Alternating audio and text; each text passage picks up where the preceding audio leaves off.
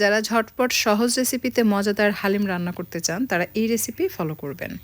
পেঁয়াজ বেরেস্তা হয়ে আসলে তাতে মরিচের গুঁড়া 1.5 চা চামচ এবং স্বাদমতো লবণ দিয়ে মরিচের গুঁড়া কিছুক্ষণ ভেজে নিতে হবে। বেশ কিছুক্ষণ মরিচের গুঁড়া ভাজার পর অ্যাড করে দিতে হবে 3 টেবিল চামচ আদা রসুন বাটা। এরপর মশলা কষানোর জন্য এতে অ্যাড করতে হবে হাফ কাপ পানি।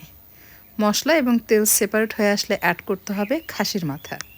আপনি খাসির মাংস, গরুর মাংস অথবা মুরগির মাংস দিয়ে এটি রান্না করে নিতে পারবেন। অ্যাড করে দিলাম রেডি মিক্স হালিমের মশলা। সম্পূর্ণটা অ্যাড না করে কিছুটা রেখে দিয়েছি, সবশেষে অ্যাড করব।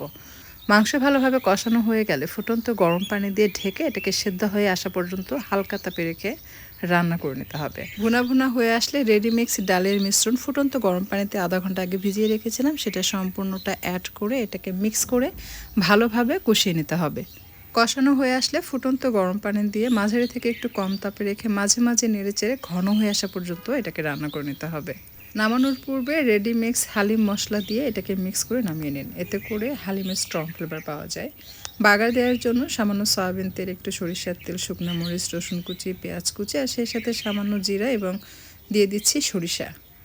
গোল্ডেন হয়ে আসা পর্যন্ত এটাকে ভেজে নিতে হবে। পেঁয়াজ বেরেস্তা হয়ে আসলে গরম থাকতে গরম গরম হালিমের মধ্যে দিয়ে হালকা হাতে মিশিয়ে হালকা তাপে কিছুক্ষণ বসিয়ে রাখুন, অর্থাৎ দমে বসিয়ে রাখতে হবে 5-7 মিনিট। এরপর চুলা থেকে নামিয়ে আপনি চাইলে এটা সার্ভিং ডিশে নিয়ে তাতে পেঁয়াজের বেরেস্তা, সেই সাথে ধনিয়ার পাতা কুচি, আপনি চাইলে এখানে পুদিনার পাতা কুচিও দিয়ে নিতে পারবেন এবং লেবুর স্লাইস আর সব শেষে আদা কুচি দিয়ে আমি গার্নিশ করেছি। এটা দেখতে যেমন সুন্দর, খেতে কিন্তু তার থেকেও বেশি মজার।